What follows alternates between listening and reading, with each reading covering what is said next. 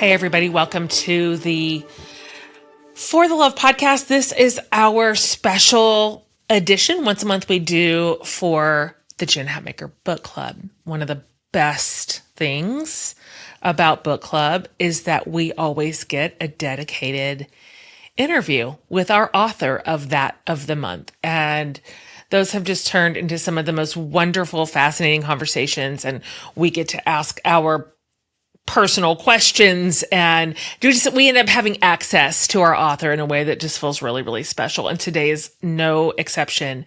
We have just a lovely author on today. You know how sometimes you just read a book and it sticks with you so deeply that you're still thinking about the characters or the story or the place like a year later. That is how this month's book was for me. I read it last year, and it's called Go as a River. And it has been a year since I have read it, and I can still, with exact perfect recall, think of certain scenes, the picture that she painted, the storyline, the drama and the tension. It just stuck with me. And so I knew I wanted to bring this incredible author, Shelley Read, to book club with this book and to share it and her with you. So let me tell you a little bit about Shelley before she comes on. She's a fifth generation Coloradan who has spent her whole life in the Gunnison Valley. And that is evident when you read the book. It is set in Colorado. It is like she knows every inch of the landscape. The story is gorgeous. So the arc of it is that we meet 17-year-old Victoria Nash, also known as Tori, in the 1940s in Colorado. And she's living in a world that it's both like breathtakingly beautiful and unbelievably hard. And so I'm not going to give a ton away, but she crosses paths with a drifter, an indigenous young man named Wilson Moon, and it just changes her life in every way. Some ways that are tender and some ways that are heartbreaking, and then ultimately all the way to hopeful. So she'll tell you about this, but Shelley has spent decades actually teaching writing and literature, but this is literally her debut novel, and it is an international bestseller, which is so, I love good writing, period. But when someone writes their first novel in their 50s, I'm obsessed. And she tells a little bit about that story, so you're going to hear more. But she's given us something timeless in Go as a River. It is a story about love and loss and courage. And I identified with virtually the entire story. So she's incredible. The book is incredible, and I can't wait for you to meet her. So without any further ado, here is Shelley Read.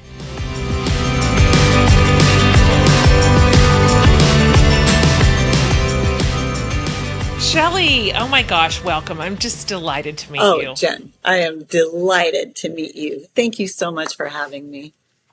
A dream. Listen, I was just trying to remember walking out here to the studio. I'm like, how did I get Go as a River put in my hands? Like, I'm trying to remember if somebody told me to read it, if it caught I cannot remember. I think maybe your publisher sent me a copy. Oh, good. Like, you may like this. Well, I will tell you. I mean, my producer Pepper's on in the background here on the show, but as soon as I read it, we have a group in the Jen Hatmaker Book Club of like advanced readers, and the lot of us are always reading. We have this ongoing spreadsheet where we are making our notes, and we always double check a book to make sure. It went immediately into the spreadsheet. And I'm like, I don't know what month we're going to do it, but we will have Go as a River in book club. It's so marvelous. And then when I found out it was your debut. It is indeed my debut. Well, and I'm extra special. It's extra special to me. I'm extra honored that you made it part of this Awaken Journey series that you're doing for the fall, that you are including it in your vision of Yep. a progressive reading. What did you say? Surrender and awake and then delight. Mhm. I just think That's right. that's That's right. extraordinary. So And I thank you mean, for that. Amazing. it's such a good fit Thank you. into the Thank you. rhythm, because the story is so heart-wrenching and then ultimately Yeah. empowering. I mean, it's just Yeah. right in the arc. I mean, it's for me, it fits right in the pocket of basically everything I am talking about this fall. So it's marvelous. Yes, I'm so grateful, and I'm so grateful that you Mm, saw all of those things in the book, and that's what you most deeply valued, because those are the things that I most deeply valued as well. You know, that long journey to becoming ourselves, especially as women, and the that's right. complexities of that journey. I love that that's that what you saw in the book. So thank you for that. It means a lot. It's just a beautiful, beautiful story. I want to start with you before we get into Go as a River and drill into a little bit more of the characters that we, Yeah. love and hate and are rooting for. I'd like to talk about you first because there's a couple of things I want to talk about. First of all, I want to talk about your sense of place because it features so prominently in your writing. And so I wonder if first you can just tell the listeners sort of this is where you are in the world. This is your roots and your history. Yeah. And this is literally the air you breathe and kind of who your people are and just all of that. So we can find you in the world, which is going to help us really make a little bit more sense of your writing. Yeah, every bit of the landscape and the heritage and the world that I create and Go as a River is deep in my own ancestry and in my own bones and in my own joys in life. That Colorado wilderness. So I'm a fifth generation Coloradan. My great great grandparents were Mm, homesteaders in Colorado. I come from these incredibly amazing. tough, humble, hardworking people that put everything they had into building a Mm, life in this place. A very unforgiving place in a lot of ways, with a complex landscape and a complex history. And those stories and mm, that sort of those deep ties to the land, that generational grit, I think, has all been passed down to me. But especially that deep love of the land. mm, We're all so deeply Coloradan in who we are and what we value. And yeah. it's come down to my generation, where I live high in the Colorado wilderness. I live every day of my life at 9,000 feet elevation, surrounded by extraordinary wilderness, extraordinary beauty, but it's also Amazing. a difficult place to live.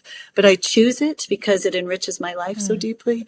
I think that it's yeah. so deeply humbling, deeply instructive. And I wanted Victoria and her Mm, journey to be rooted in that same landscape, because I know how much it has to teach us. And it certainly has a lot to teach her.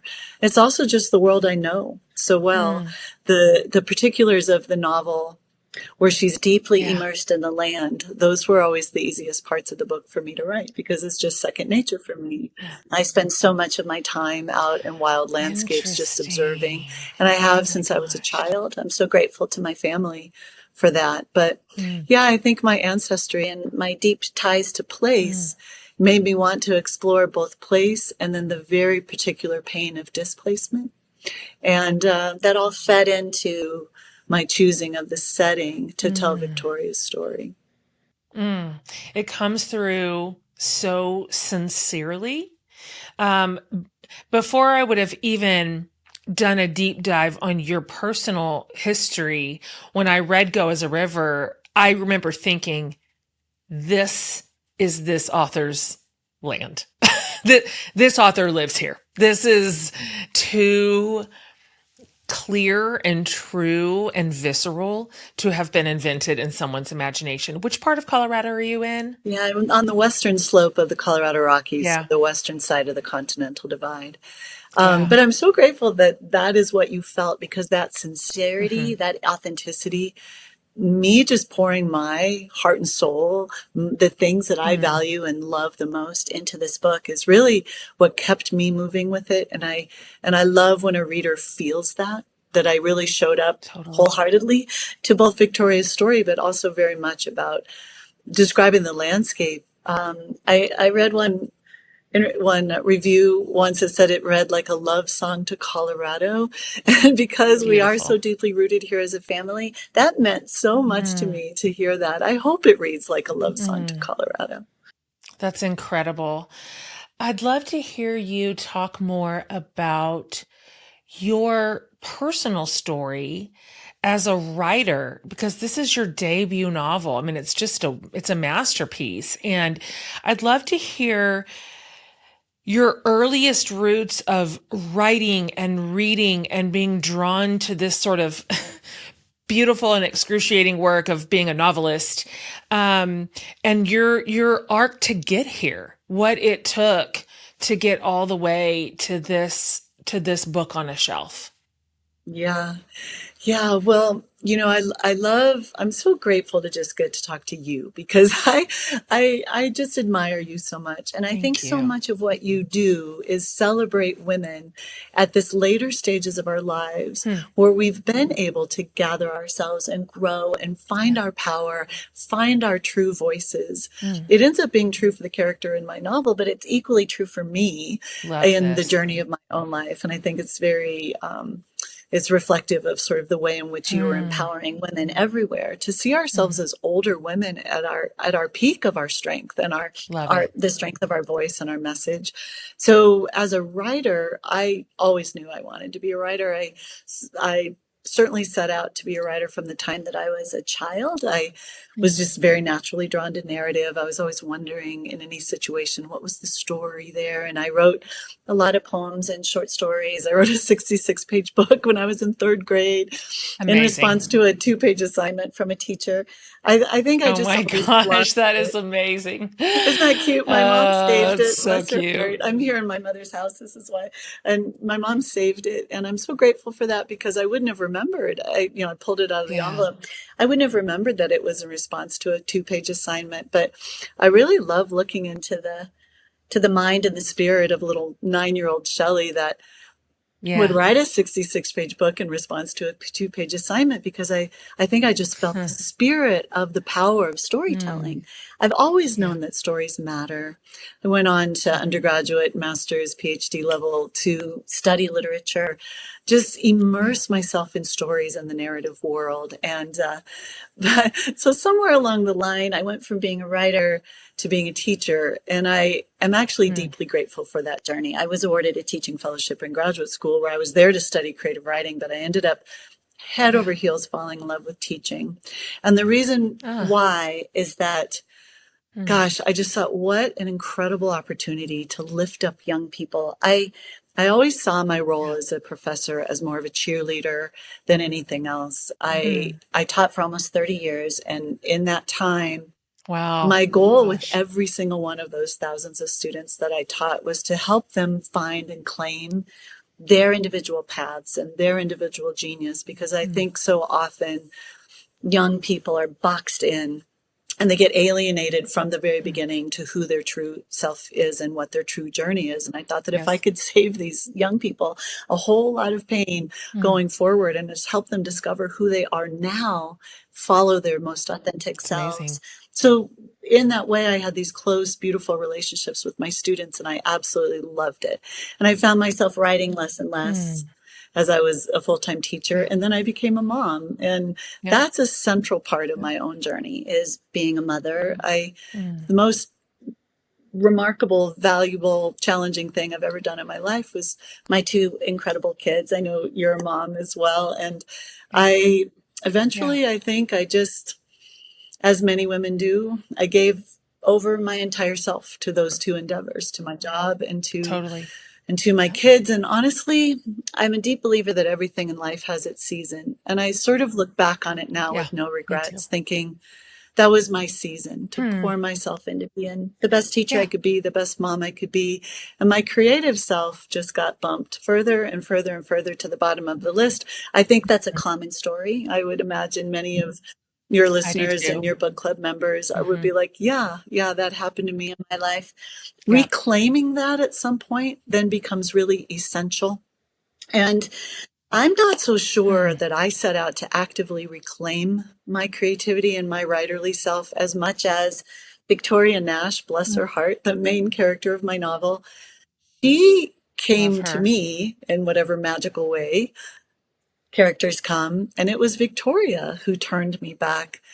I didn't go seeking Mm. her. She came and claimed me in some way.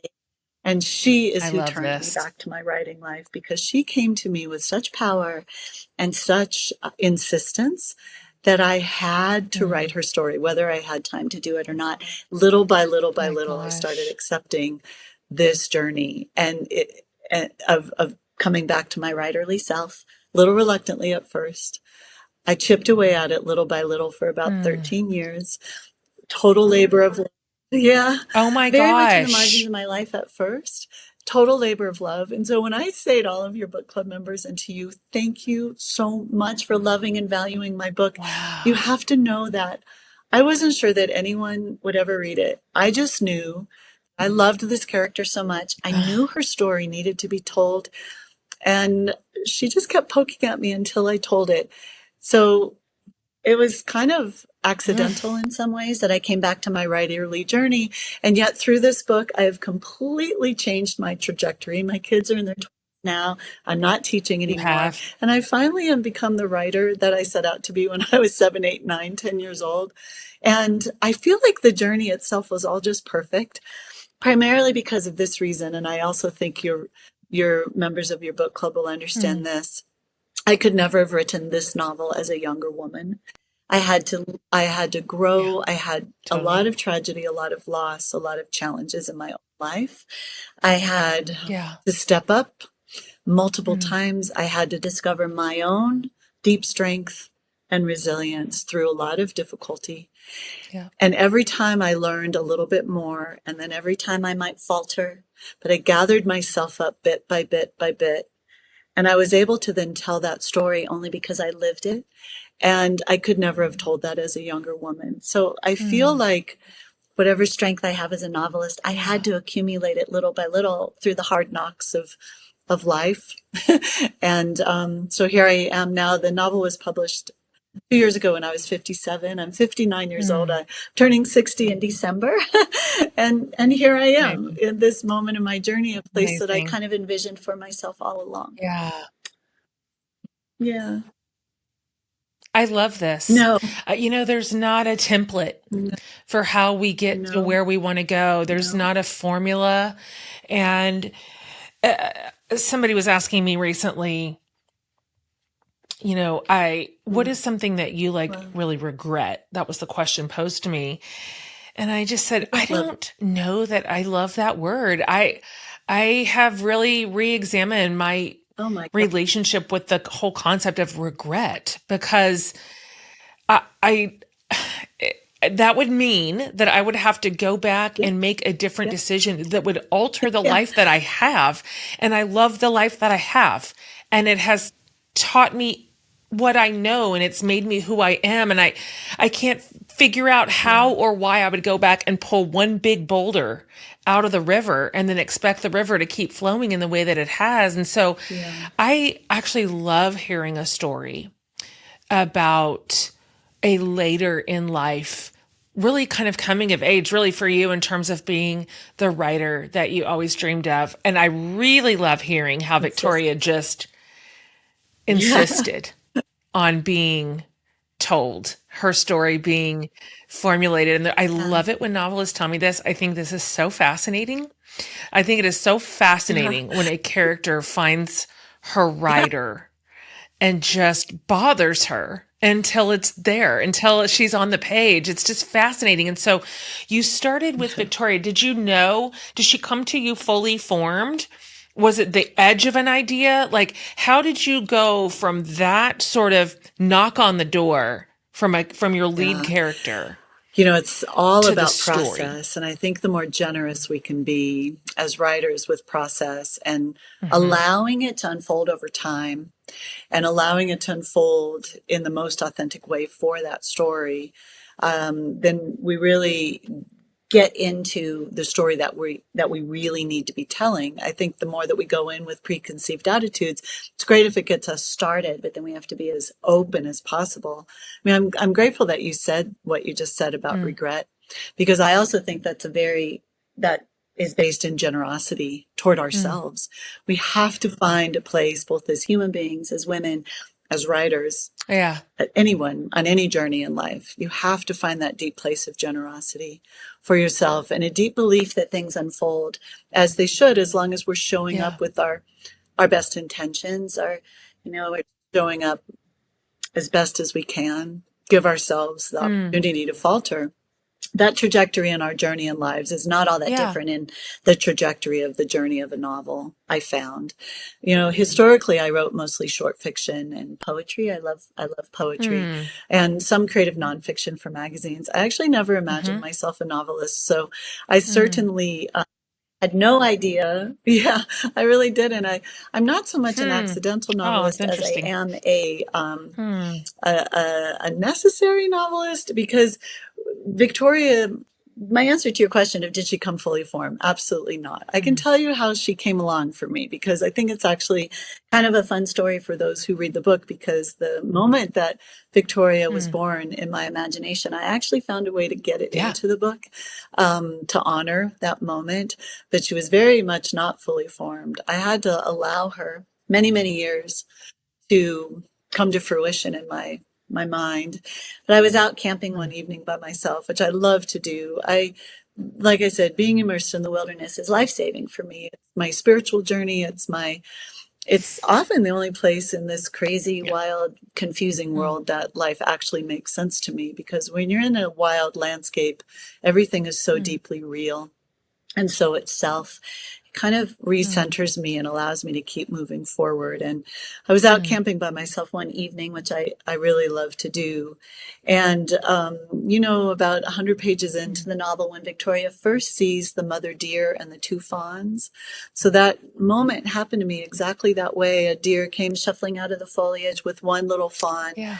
And then a second little fawn, and the second one was much more frail and much weaker than the first. And my whole mama heart, my mother heart, just broke, kind of looked into that deer's big brown eyes, and I connected with her mother to mother. We both had two children that we were hardwired to keep alive and to keep well. And yet I knew that second baby, there was no way that second baby was going to make it through the winter. There was something very common about that moment, and that I see deer all the time, and very profound about that moment. It's just very beautiful. So the deer moved on, and I wrote it all down in my journal, and that's what ended up being a scene in the book. But later I was thinking about that scene. I was just thinking about that moment with the deer, and I started seeing it through the lens of someone who was not me. And I recognized it right away as a character. And my first question was, who are you? I knew right away she was a vulnerable young woman. I knew something. It was going to be about love. It was going to be about Oh, wilderness. wow. It was going to be about motherhood and the deep vulnerabilities of loving anything so much as the way in which we love our children. How vulnerable that is. How beautiful, but also how scary that is. So that's the nugget of where that novel was born. And I didn't know anything about it other than, isn't that interesting? And then little by little, I just started asking Victoria, who are you and what is your story? So I'm really grateful that I remember that moment, because the rest of those 13 years is kind of a blur. Gosh. I had a lot of difficulties in that time. And I, Yeah. honestly, the book has become, Yeah. this international bestseller and beyond my wildest dreams. But the thing I am absolutely most proud of is that I finished it. is that I figured out what was most important about telling the story, and really completely out of allegiance to Victoria Nash, this lovely character. I saw it through to the end eventually. I finished it. That is what I am most proud of. And I do think that it's a story that needed to be in the world.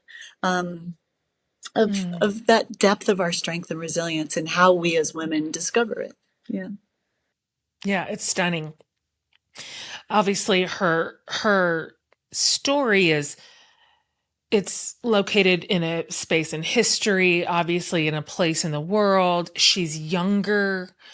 Um, but there's so much about Victoria that is relatable to every woman I know, every one of us, our losses, um, the biases and prejudices we face, the sense of loneliness, um, all of it is just it feels so understandable as women, and we're pulling from her for her from page one. I mean, she's like our beloved, I mean, daughter, really, like in terms of like we're at my age, but it's so beautiful. And I'd like to hear you talk too about the story of Iola, which is fascinating. And like, at what point did that actual historical event, and if you could describe that for people listening that haven't read it yet, when did that sort of weave its way into Victoria's arc? Because it's true. That's history. It is history. It's very tricky for me as a debut novelist to know how to tell a fictional story placed in a real time and place and events that actually happened. So a lot of my just imagining and reimagining was how to balance that out. But Blue Mesa Reservoir is the largest reservoir in Colorado. It's actually the largest body of water in Colorado. And I spent my whole life in the Gunnison Valley where the novel is set. And swimming in Blue Mesa, I knew there were towns at the bottom of that lake. There are actually three towns, Iola, Sapanero, and Saboya. They were thriving. Yeah, I know. Isn't that interesting? As a child, I would play in those waters. It's very cold, so you don't really swim in those waters. You sort of jump out.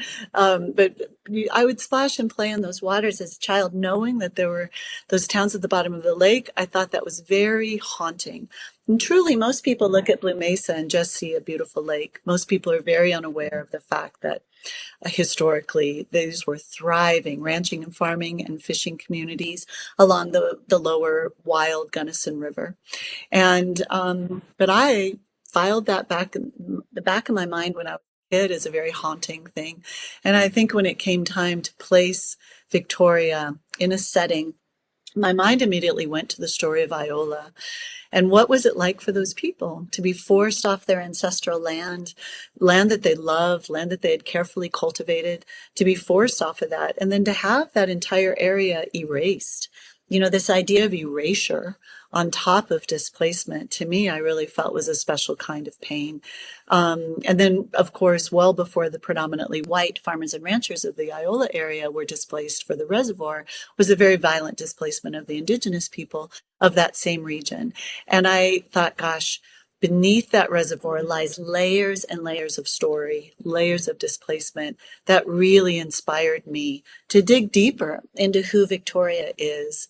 And you're right in that ultimately the story is about grief and loss. And ultimately I do hope I turn it toward hope, toward our ability to rise to these kinds of challenges. But I think I really was so driven by this compassion, this empathy that I have, that every single one of us, we all carry grief. We all carry loss. Every one of us is up against something. And I've always thought that if we could just have deeper compassion and empathy for one another, merely on that level, we all would be kinder to one another. We live in these complicated times where we're sort of being told that we have all these divisions and all these differences, but always we have more in common than we have differences as human beings, as women, as mothers. And one of the essential things that we all have in common, essentially as human beings, as part of the human journey, is this deep sense of grief and loss. And I think for a lot of us, we don't know what to do with it. And we don't know how to connect with other people around this shared sorrow. And I think in the end, that's what motivated me most deeply of finishing this book, and the thing that I most hope people walk away from is, if you're cheering on and rooting for Victoria, you could have that same level of empathy for anyone that you meet because we are all up against something, you know? That's so good. I the themes that you circle around and you layer up are deep. And when I think about the story of erasure, and bias, which of course Victoria experiences as a woman, I immediately think of Wilson Moon, because you've given us a whole nother layer of erasure, really. And I love him, of course, and I love, yes, I love him. I love his character. He is obviously so important to the story. And so as the author, I think I'd like to hear you talk about him a little bit, and at what point you understood his place in the story. That did you always know you were going to reach, for an indigenous character? Did you know that you were going to layer it like this? And I'd love to know how you feel about him. I appreciate the opportunity to talk about Will because I love him so much as well. And, Victoria and Will meet literally on the first line of the book. And I wanted to start there once the novel was completed. I wrote the novel in a very nonlinear way, kind of a wacky way, honestly, in scenes. I did not know from the beginning that Wilson Moon would be part of Victoria's journey. But once I did figure that out, and I knew that in many ways this was going to be a love story, but honestly, in the most expansive sense of what a love story can be, because ultimately it's about Victoria's discovery of her love of self, which she never had previously. Talk about the limitations of being female. I was very curious about the limitations of being a young woman in 1948 rural Colorado. I looked to my grandmothers and the deep limitations on these extraordinary women, my great-grandmothers, my grandmothers, brilliant women who had very little opportunity in their lives to express their full selves and their full brilliance. So, I was very focused on that. But it was once I placed Victoria in Iola, and I started thinking more deeply about this idea of displacement and having this deep compassion for anyone who is forced from their homeland, especially with my homeland being so meaningful and such a deep part of who I am. This idea of displacement, as I said, I think it's a special kind of pain. I also knew that I couldn't tell a story about displacement in Western Colorado without including the Indigenous experience, but only to the degree that I was able as a white writer. I really had to dig deeply into my own intentions there and how most respectfully to tell Wilson Moon's story without overstepping, without appropriation, but still with a lot of compassion and a lot of love. So when Wilson Moon and Victoria meet on the very first lines of the book, I wanted to show two characters. One, Victoria, who is deeply rooted in place, and Wilson Moon, who is a drifter, a young Indigenous man who had been generationally displaced to where he essentially had become a child of nowhere. The pain of that, especially for someone who ancestrally and historically would have been even more deeply rooted than even I can imagine. But, this tragedy of the repeated displacement, the forced displacement of Indigenous people to the reservations, the Four Corners region. And then what often happened with a young man of Wilson Moon's age was they were stolen off the reservations and forced into these horrific, what were called Indian boarding schools. But they were just these horror indoctrination institutions. And we learned very vaguely that Wilson Moon had escaped from one of those places. I don't go very deeply into his backstory, and I do that on purpose because I really wanted to see Wilson Moon only through Victoria's lens. I felt that was a lens and a narrative that I could accurately represent. Then I had to make the decision to not shy away from the horrors of racism. I didn't feel that it was respectful to not tell that very difficult and very horrific aspect of what would it have been to be a young Indigenous drifter in 1948 in rural Colorado. So, you talk about those layers of thematic concerns. What I figured out later after I had lived with this book and worked on it everything I most believe and everything that I hold deepest in my heart ended up making it into this book. And prejudice and the limitations and the assumptions and the dehumanization that we create in our culture and in our lives and in our inherited biases against Indigenous people, against people of color, against women, those have been a central part of my activism, a central part of my teaching, a central part of my deep concerns and sorrow and compassion in life. And those all made it into the book as well, not in a heavy-handed sort of way, but as a deep part of Victoria's story and Wilson Moon's story. The fact that they can meet and see just beauty in one another and not biases and not prejudices, I love that about those two young people so much. Yeah, Yes, they're yeah. so pure. They had a purity that was so endearing. So endearing. You surrounded Victoria with men. Men were her family, her burden, ultimately even sort of her enemy in her own in Seth and her brother. And um, did you make a real conscious decision to place this fierce, ultimately powerful woman with so much resilience, with so much grit in a family of men?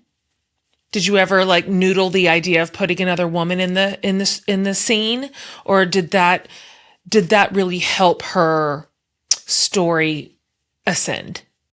That is a wonderful question because I knew that an essential part of her story was what she would be up against as a young woman trying to claim herself in a male-dominated culture. Even if she didn't live in a male-dominated household, she certainly lived in a male-dominated culture. And, I think it just sort of naturally evolved. I knew, and there's, she loses her mother. We learn that she's lost her mother and her aunt in the first pages of the book. I did want her to grow up patternless in terms of what was it going to take for Victoria to discover herself, her most authentic self. I wanted her to be patternless in terms of the women in her life. Her mother had her own challenges around, claiming her own self. And then the men in her life, her father as an example, I wanted him to be someone who loved his daughter, but with such little access to his own emotional life that he didn't know how to love his daughter. And unfortunately, I think there are many men in our lives who that could be said for, right? That they weren't openly hostile, but had such little awareness of Victoria as a full human being, such little awareness of his own emotional life that he Yes. couldn't fully show up for her. So there are some men like that in the novel. And, I really wanted that stoic, hardworking rancher type that is very common in my world, was very common in my Sure. ancestry, who are decent human beings, but would have no idea how to parent a Mm. young woman like Victoria. And then, as you said, we have some characters who are openly racist, openly sexist, misogynist, characters like the character of Seth. What I wanted to ask in the character of Seth, her brother, was, he was only 15 years old and he was already deeply misogynistic, deeply racist. How does this happen? How does this happen? How does a young man of 15 years old already have inherited these deep biases against someone simply for being female, simply for being Indigenous? Well, these biases are so deeply interwoven into our culture. How is racism perpetuated? How is sexism perpetuated? Often not overtly, but so subtly in every single thing that is the story, the history books, the way in which a young man like him is being taught to act and how to be in the world. And he is so full of his own anger and his own hatred that he ends up essentially destroying himself as more than he ends up destroying Victoria. Unfortunately, he has a very central role in Wilson Moon's tragic story. But I really just wanted to ask those deeper cultural questions. How is bias perpetuated? And it is perpetuated in an angry young man like Seth, who has to lash out at the most vulnerable in our society by othering, by dehumanizing. He does that to women. He does that to people of color. And unfortunately, we grapple with that every day in our culture. Women, all of us, we have to fight harder to claim our true selves in the bias of this, of the dominant values of this culture. People of color have to fight harder to claim their true selves in the biases of this culture, our culture. That was true in 1948 in rural Colorado, but it's still true today. And it was Oh, important to me it's to tell true. that story and get people talking about that story and those Mm. biases. And I love that your book club is discussing it. Book clubs all over Oh, the yeah. world have chosen the novel, and I'm really hoping that some of these deeper questions about Victoria's journey, about Wilson Moon's journey, and are being discussed when they discuss some of the men in the book. I didn't want to just demonize men. I have some lovely, lovely men in my life. My father, one of the kindest, most gentle, loving men you could ever imagine. My brother, I have some amazing, wonderful men in my life. And I tried to include some of them as well in the book. Yeah. But I also did want, You did. Even Uncle Og. Uncle Og comes and around. Uncle Og is someone who's so deeply broken by grief. He starts to be a really wonderful young man. When we talk about strength and resilience in the face of grief, I also have a lot of empathy and compassion for a grief that is so deep that it breaks a heart, it breaks a human. Uncle Og is that. Ruby Alice Akers has some of that. Just the full complexity of being human. I hope my empathy for that journey is what ultimately comes along for both the male characters and the female characters in the book. It certainly does. It just reads like a slice of life because we have noble characters, men and women in here. We have nefarious characters. We have hurt characters. It's just as true today as it was in the setting that you created. So to me, it feels honest. It feels like this is slice of life. This is what humanity can look like and does look like. I want to just mention before we wrap it up that uh, the the land is like its own character in the novel. It is so important and it is so visceral. The portion of the novel where Victoria is alone in the wilderness. I thought about that section for weeks.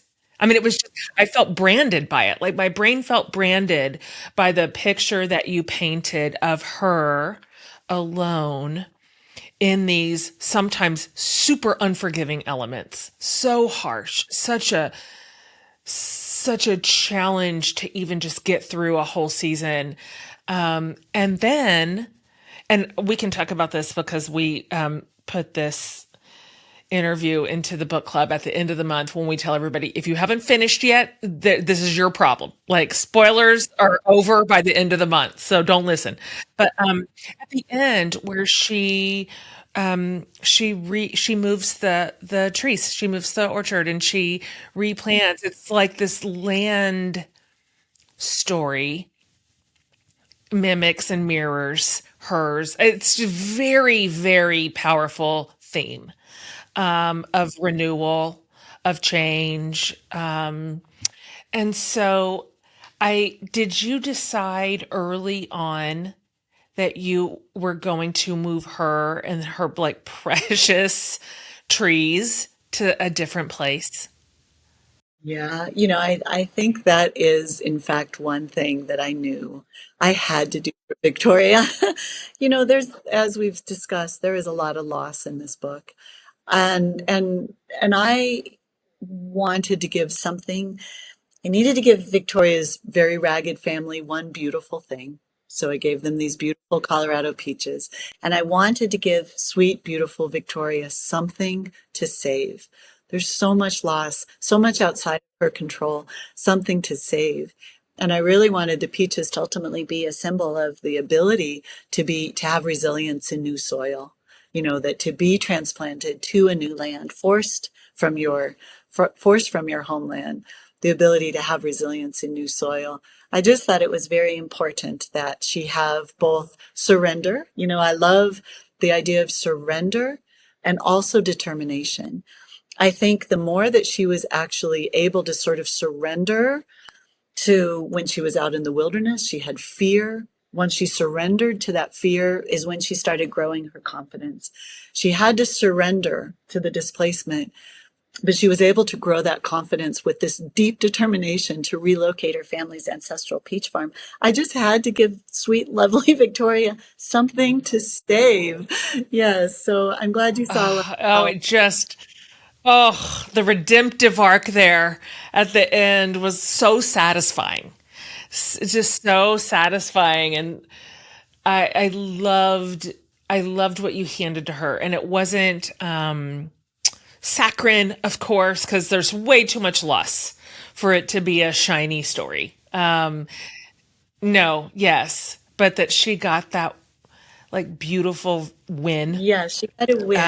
was Yes, and she had a win. We were like, yes, Victoria. I had to turn her story and her journey in this novel Yeah, toward hope. I had to. And I wanted to, yes, because and you did. ultimately, this deep well of strength and resilience and this ability to bear the seemingly unbearable that all of us carry, the hope is Yeah, what's actually going to drive us to rise each time, to rise and to continue to rise. And I hope that's right. ultimately that's what the readers walk away from with this book. It's a lot of Oh hope. no, it is. That is when you close that last page, that is how you just want Good. to cheer. Good. I know that you said your most proud feeling about Go as a River is simply Yeah. getting it finished, but this has to be pretty extraordinary having experienced the Yeah. acclaim and the Oh, commercial yeah. success and like this groundswell of affection for this book that you have written. I no writer ever really expects that or can anticipate it. We hope for it, but gosh, what has it been like since this book came out? And how has it felt now that you just have this enormous like body Oh, of readers who love the yeah. story you So made up? beautiful.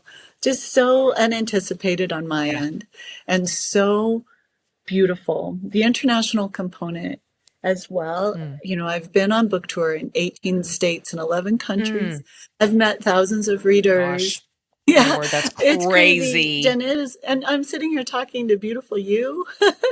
Like, this is remarkable to me. Because I didn't, Mm. I never envisioned any of this. I'm not even sure I hoped for any of it. When I say I just wanted to tell Victoria's story as well as I possibly could out of love for her, it Mm. really is true. And so it's been very unexpected. Mm. But then the second word that comes to mind is it's been beautiful to know that I've written something. I love So it. many readers say how much it's touched their heart.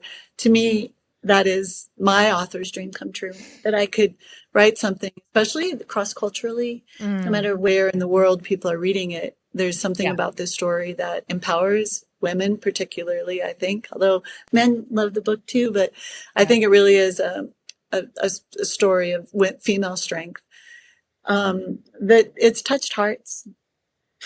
I'm so deeply grateful to every single person that has read and engaged in this book Mm. because it was a long labor of love for me, and it is an honor Yes, to put it in people's hands. So it is beautiful, and I am deeply grateful. And I'm deeply grateful to you beautiful. and all of your readers. That's Thank you all incredible. so much for inviting this book into your heart. Oh It's my gosh. amazing. Well, obviously the pleasure is ours. Two last questions. Now, you have said you have reoriented your life around being a writer. And the kids are grown, the teaching is in your rearview mirror to some degree. So we'd love to hear if you are working on something new. And what can we look forward to? Yes, so just briefly, I am working on a second novel. I have been out on book tour for about 2.5 years, so I have to say it's only now that I'm Yeah. actually really focusing on it. It is not a sequel. I get that question a lot. It's not Sure. a sequel.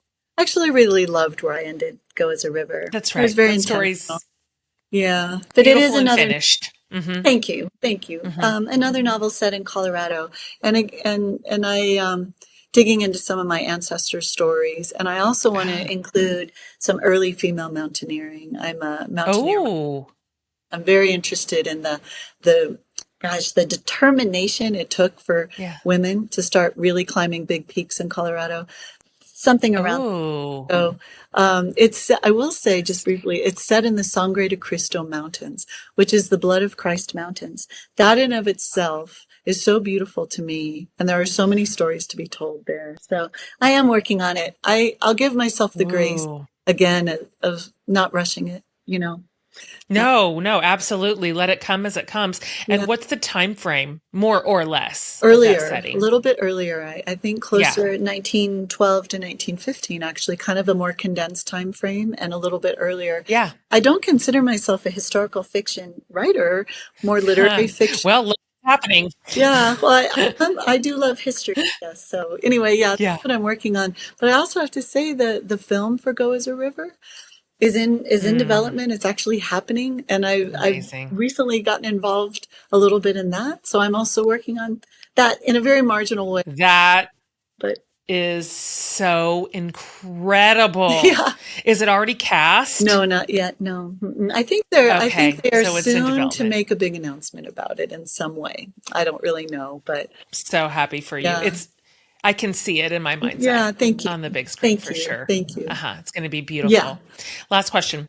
Um, we'd love to hear anything you're reading right now that you love. Our authors are sometimes our best book recommenders. Yes. Have you had time to read? And if so, what's like caught your fancy lately? Yes. No, I don't have a whole lot of time to read lately, but I will. Yeah. I have to recommend the my friend Bridget Crocker. She wrote a memoir called The Mm, River's Daughter. I love it beautiful. so much. It's fiercely brave. It is Mm. very engaging. She's a whitewater river raft guide all over the world. But Oh, she also digs in deeply. I know, Jen, that your book coming out, I cannot wait to read it. Awake, you have said that you're at your most vulnerable. Vulnerability is essential to telling our stories. There's a mm, lot of that in Go as a River. It sounds like you're willing to be very vulnerable. My friend Bridget Crocker, writing The River's mm. Daughter, got very, very vulnerable in writing this memoir, and I admire her for it. It has adventure and Mm. honesty and grit, and I love this book so much. So I'm going to recommend that.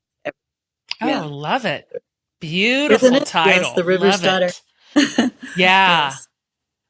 Okay, fantastic. Oh, I can't wait to look that up.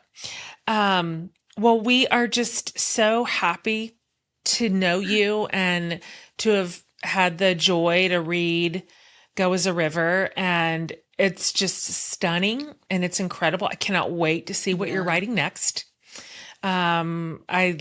I'm already excited to find out about our female mountaineers. Like, let's see Yeah. what they're going to do. Let's see Yeah, what they're they're going to tackle. badass women at that era. Fantastic. I think I'm that your book club and everything about sturdy. the community that you've created, Yeah, Jen, is for, badass women. And I appreciate that about you. So it thank is. you so very, yeah. It certainly is. Thank you for being on here today. Thank you for giving us your time. Like it's so special. I take it so like with such like gratitude. So Thank cheering for you. you in every way and can't wait to watch this when Yeah. it comes to the screens and cannot wait for your next Yeah. book too. So Yeah. great, great, great to meet you, Shelley. Thanks for being here today. It's such an honor. Thank you so much for having me.